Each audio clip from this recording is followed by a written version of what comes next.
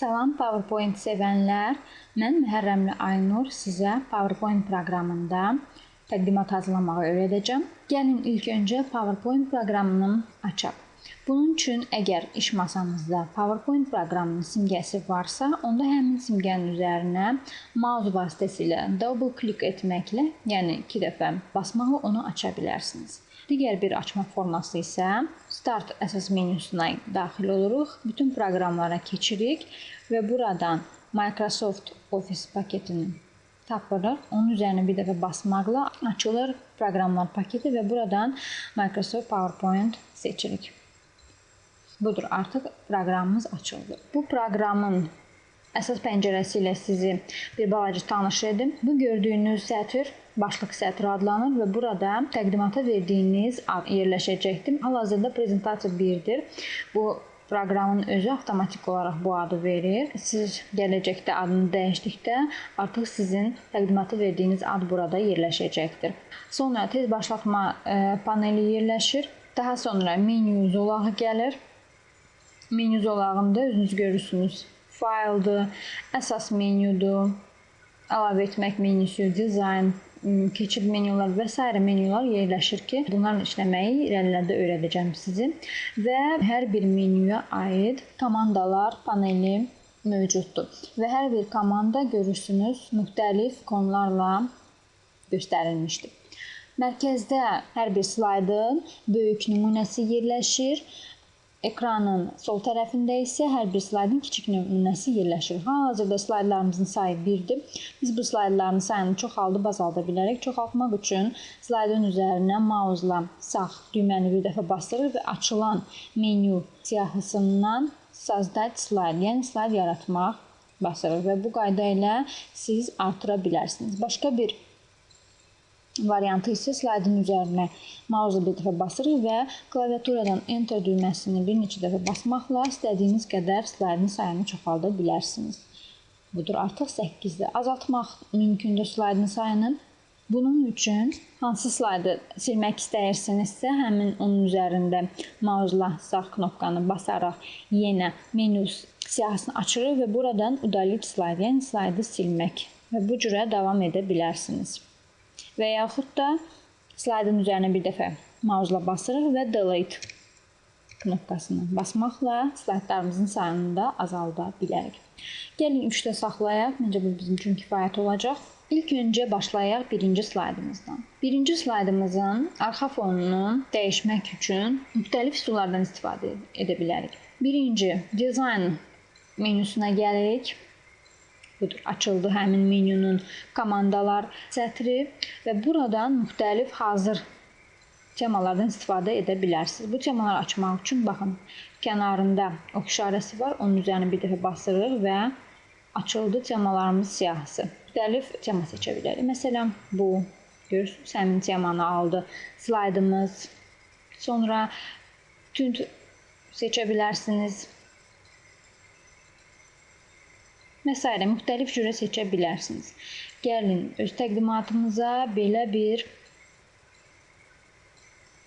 tema seçək. Əgər temanı seçdikdən sonra temanın rəngləri xoşunuza gəlmişsə, siz onları dəyişə bilərsiniz. Bunun üçün, baxın bura, kənarda rənglər bölməsi var və onun kənarındakı ox işarəsini basmaqla rənglər siyahısını açırıq. Və hər bir rəngin üzərinə gəldikdə temamız həmin rənglər palitrasını alır. Burada saxlayaq. Sonra şrifti dəyişə bilərsiniz. Çərçivələrin içərisində yazılan şriftləri dəyişə bilərsiniz. Bunun üçün şriftlər bölməsinə gəlirik. Yenə oxu açırıq. Açılan şriftlər siyahısında ixtiyari bir şrifti seçə bilərsiniz.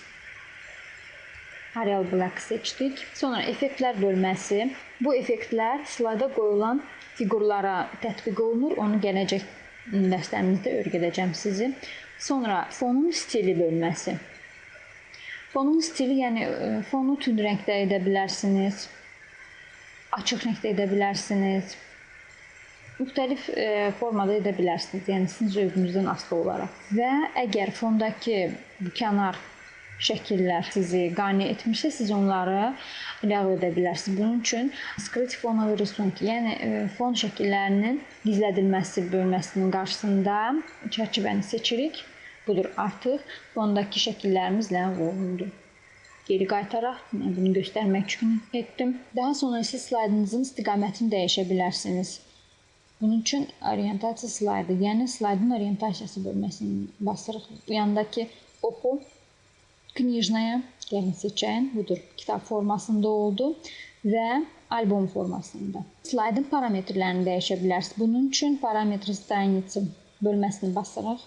Çıxır belə bir dialoq pəncərəsi. Burada slaydın ölçülərini, yəni ekran ölçülərini dəyişə bilərsiniz. Məsələn, etsək, budur, slaydımızın ekran ölçüsü dəyişdi. Sonra əvvəlkinə qaytaraq. Slaydın enini və uzunluğunu özünüz əlinizlə verə bilərsiniz.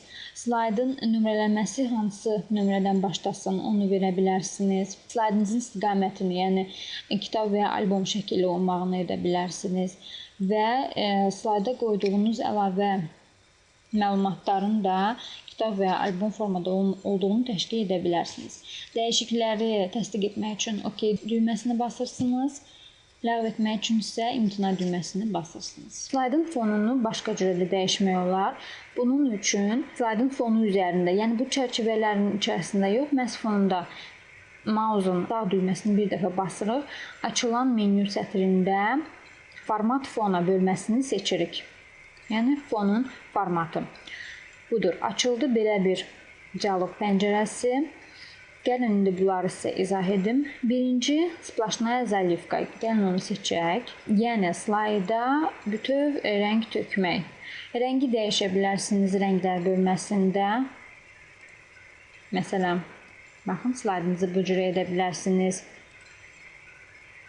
Və yaxud da bu cürə müxtəlif formada edə bilərsiniz. Hətta rəngi seçdikdən sonra rəngin işıqlılığını artırıb azalda bilərsiniz.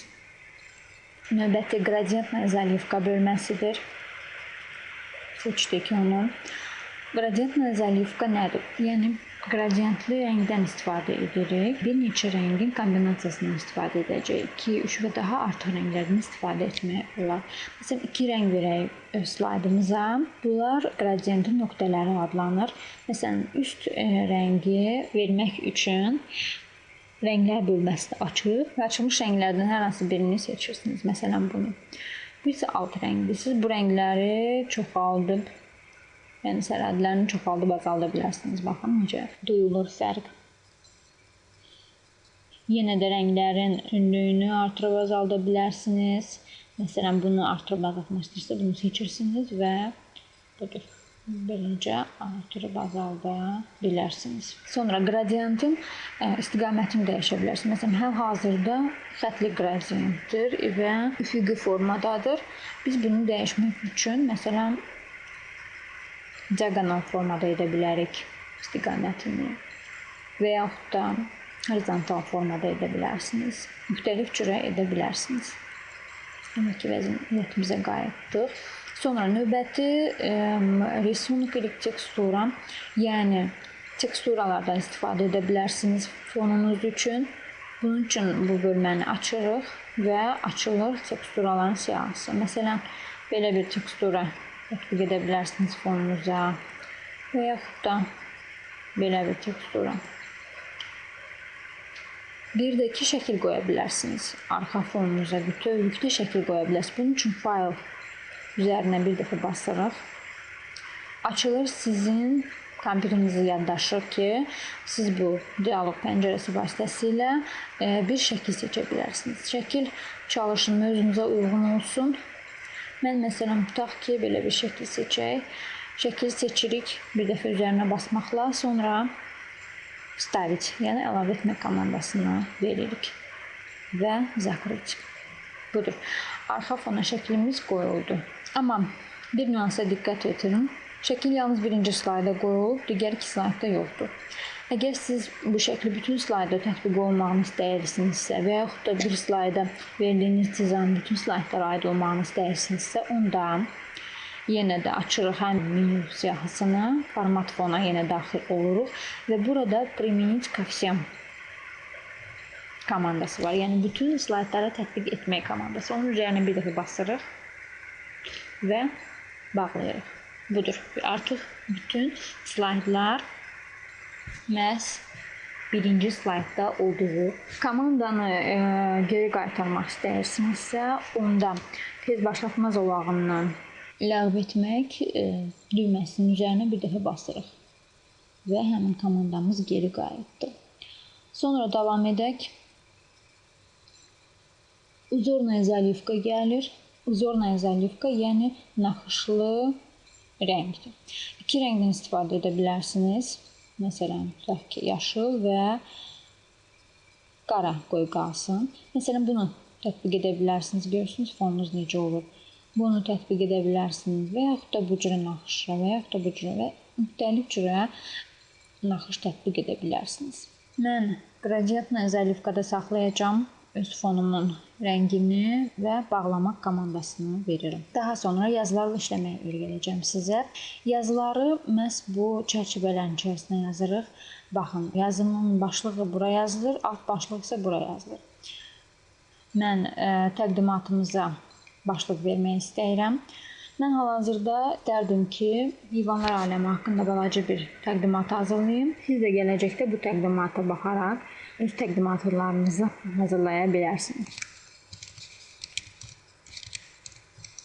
Bu çərçivələrin yerini dəyişmək olar. Yerlərini dəyişmək üçün yazının üzərinə bir dəfə basırıq. Çərçivə seçildi. Sonra çərçivənin sərhədinə gətiririk. Görürsünüz ki, bu zaman dörd tərəfli oxşarəsə əmələ gəlir və mausun sol düyməsi vasitəsilə basılı saxlayaraq çərçivəni istədiyiniz yerə apara bilərsiniz. Biz yuxarı çəkək. Çərçivəni kiçildib böyütmək də olar. Bunun üçün əgər çərçivəni hər iki tərəfdən kiçildib böyütmək istəyirsinizsə, onda çərçivənin künclərində əmələ gələn bu dairələrin üzərinə mausu gətiririk və iki tərəfli oxlandıqdan sonra yenə də mausun sağ düyməsində basılı saxlayaraq kiçildə və böyüdə bilərsiniz çərçivənizi. Əgər yalnız bir tərəfdən, yəni uzunluğunu və yaxud da enini bu cürə kiçildib böyüdə bilərsiniz. Belə. Sonra yazı üzərində hansı əməlləri yerinə yetirə bilərik? Bunun üçün yazını seçirik. Əsas menyu bölməsinə gəlirik. Məsələn, yazının şriftini dəyişmək üçün şriftlər bölməsində bu şriftlərdən hər hansı birini bir dəfə üzərinə basmaqla siz həmin şrifti yazıya tətbiq edə bilərsiniz. Növbəti, şriftin ölçüsünü dəyişə bilərsiniz. Yenə də açılan bu siyahıda müxtəlif ölçü verə bilərsiniz. Başlıq olduğuna görə başlığa adətən böyük ölçü verilir. 54-də saxlayıram. Sonra yazını qalın edə bilərsiniz. Yağlı. Yazını əyri edə bilərsiniz. Altdan xətt çəkilmiş edə bilərsiniz. Hətta kölgə də verə bilərsiniz. Hətta yazının üzərindən bu cürə xətt də çəkilmiş edə bilərsiniz. Və bu əməllərdən hər hansı birindən imtina edirsinizsə, onda yenidən həmin əməlin üzərinə bir dəfə basmaqla həmin əmri geri qaytara bilərsiniz.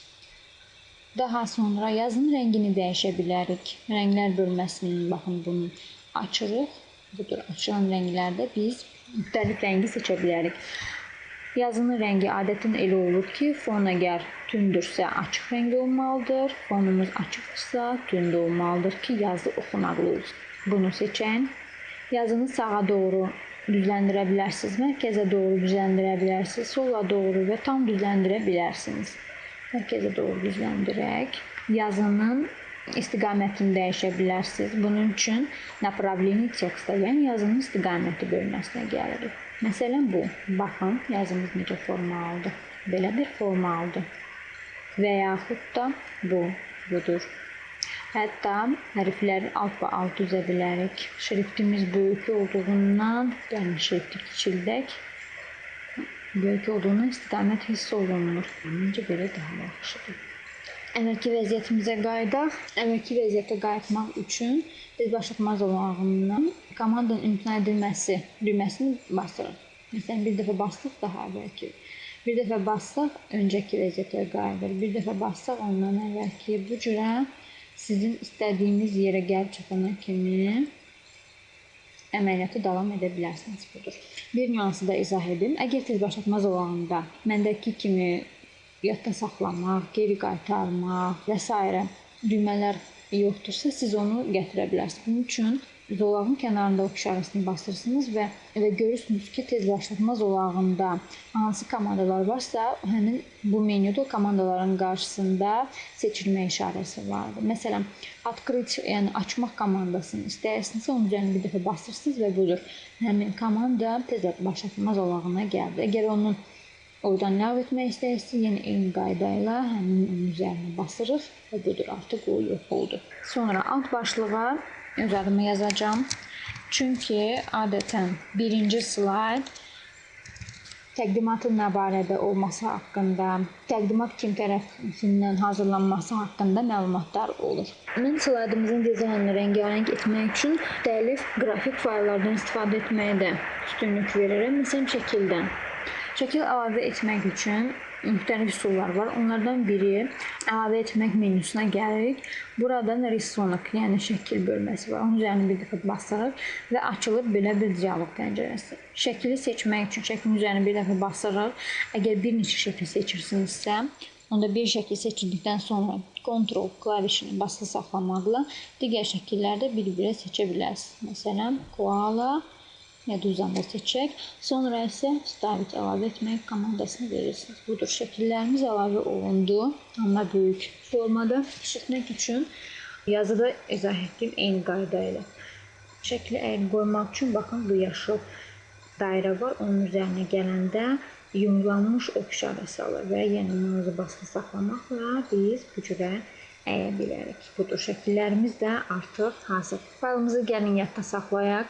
Ümumiyyətlə, hər bir işi başlayarkən tez yadda saxlayın ki, hər bir hadisə baş verə bilər. Bunun üçün faylın üzərinə gəlirik. Buradan saxlayıcı əmrini veririk. Açılır dialoq pəncərəsi və harada saxlayacaqsınız onu seçirik. Məsələn, iş masasını seçək və faylın adı sətrində faylınıza ad verirsiniz. Hal-hazırda proqram tərəfindən heyvanlar aləmi adı verilmişdir. Mən elə bu adda saxlayacağam, amma dəyişmək istəsəniz delete vasitəsilə silirsiniz və özünüzə uyğun adı qoyursunuz. Budur, saxlayıcıya yadda saxlama komandasını veririk. Artıq faylımız yadda saxlandı. Verdiyiniz ad altında bunu hardan bilərik? Budur. Əgər bundan əvvəl prezentasiya bilirsiniz, amma indi artıq hal-hazırda heyvanlar aləmidir. İndi gəlin, slaydda yerləşən obyektlərə animasiya verək, yəni hərəkət verək. Hərəkət vermək üçün ilk öncə həmin obyekt seçilir. Məsələn, bu obyekti seçək, bu şəkli seçək və animasiya bölməsinə gəlirik. Bir dəfə basırıq, həmin menyu komandasının üzərində açılır. Budur, həmin menyunun komandalar sətri. Budur animasiyalar. Bu yaşıl gördüyünüz animasiyalar obyektin slayda gəlişini təşkil edir. Bu sarı obyektin slaytda fərqlənməyini, seçilməyini təşkil edir. Qırmızı isə obyektin slaytdan gedişini. Gəlin birinci bu şəklə animasiya verək. Daha sonra bu şəklə verək və buna. Budur, şəkillərin slayda gəlişini təşkil etdik. Görürsünüz, şəkillərin kənarında 1, 2 və 3 rəqimləri yazılıb çərçivənin içərisində. Bu o deməkdir ki, şəkillər hansı ardıcıllıqla slaydda görsənəcək.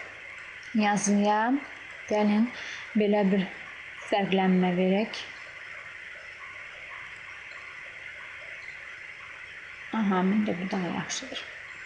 Budur, artıq obyektlərimizə animasiya verdik. Siz animasiya parametrlərini dəyişə bilərsiniz. Bir neçəsini izah edəcəm. Məsələn, əgər animasiyanı mouse vasitəsilə basmaqla, yəni klik etməklə gəlməsini istəyirsinizsə, onda başlıqçı, yəni mouse vasitəsilə basmaqla edə bilərsiniz. Animasiyanın zaman müddətini böyüdə bilərsiniz. Bunun üçün yuxarıya tərəf olan oxu üzərinə basmaqla bu cür artıra bilərsiniz və yaxud da azalda bilərsiniz eyni qayda ilə.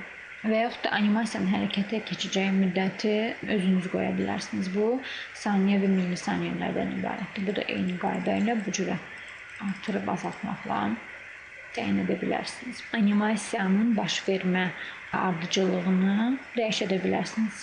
Sonra slayda keçid vermək. Slayda keçid vermək üçün perixodi menüsuna gəlirik, yəni keçidlər menüsuna gəlirik. Budur, açıldı həmin keçidlər siyahısı. Burada müxtəlif sadə keçidlər, mürəkkəb və dinamik keçidlər var. Hər hansı keçidi seçmək üçün onun üzərinə bir dəfə basmaq kifayətdir. Məsələn, şaşqı keçidi. Gördüyünüz keçidimiz artıq tətbiq olundu. Keçidin də müxtəlif parametrlərini dəyişə bilərsiniz. Keçid baş verərkən müxtəlif səsin olmağı, məsələn, əl çalma, partlayır və s.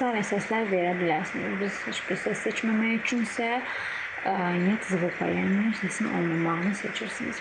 Sonra keçidin müddətini çoxaldıb azalda bilərsiniz bu oxlar vasitəsilə. Və keçidə əgər bütün slaydları tətbiq etmək istəyirsinizsə, primitiv koefisiyent üzərinə bir dəfə basırsınız və bütün slaydları tətbiq etmiş olursunuz. Və növbəti slayda keçməyi isə mouse və yaxud da klaviatura vasitəsilə etmək istəyirsinizsə, başlıqçı seçirsiniz. Yəni klik vasitəsilə və yaxud da özünüz müddət qoymaqla həmin müddətdən bir avtomatik olaraq növbəti slayd gəlmiş olacaq. Faylın üzərində dəyişiklik etdikcə onu tez-tez yadda saxlayın. Bunun üçün tez başlatmaz olağındakı dispet işarəsi olan saxranit, yəni yadda saxlama komandasının üzərinə bir dəfə basmağınız kifayətdir. Bu da budur. Yadda saxladıq. Şəklin parametrlərini dəyişmək üçün şəkli seçirik. Şəklin üzərinə iki dəfə basmaqla budur. Həmin şəklin format menüsü gəldi. Və burada siz müxtəlif dəyişikliklər edə bilərsiniz şəklə. Məsələn, şəklə korreksiya verə bilərsiniz.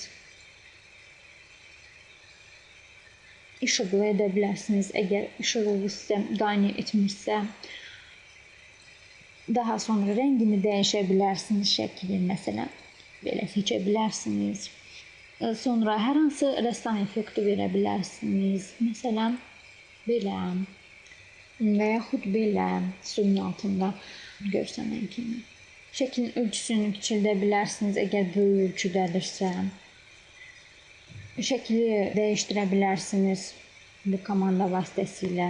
Əgər şəklə verdiyiniz parametrlər sizə qane etmirsə, parametrləri rədd edə bilərsiniz. Bunun üçün şəklin parametrlərinin rədd edilməsi bölməsini seçirsiniz. Sonra şəklə müxtəlif stil verə bilərsiniz. Baxın, müxtəlif stillər var. Məsələn, bu cür edə bilərsiniz. Kənarları qatlanmış edə bilərsiniz və yaxud da suya əksi düşmüş formada edə bilərsiniz və s. Şəklin kənarlarından, yəni sərhədlərini dəyişə bilərsiniz müxtəlif rənglər verməklə. Görürsünüz necə dəyişir. Sərhədlərin qalınlığını qalın və yaxud da nazik edə bilərsiniz. Sərhədlər iştirilmiş formada edə bilərsiniz. Şəkli ön plana və yaxud da arxa plana çəkə bilərsiniz. Şəklin arzu olunmayan hissəsini kəsib ata bilərsiniz. Məsələn, bunu abrezkanın, yəni şəkli kəsməyin üzərinə bir dəfə basırıq. Budur, şəklin kənarları bu cürə dəyişir. Və hansı hissəsini kəsib atacaqsınızsa, məsələn, gəlin göstərim. Tutaq ki, belə. Tünd hissədə qalan şəkil kəsilib atılacaq, açıq hissədə qalan şəkil isə qalacaqdır. Sonra abrezkanın üzərinə bir dəfə də basmaqla budur. Şəklimizin arzu olunmayan hissəsi kəsilib atıldı. Və sonda yadda saxlayaq dəyişiklikləri. Başqa cür formada da yadda saxlaya bilərsiniz. Klaviaturadan Ctrl+S komandasını basmaqla. Dəyişikliklərimiz yadda saxlandı. Birinci dərsimiz üçün bu qədər. Sağ olun.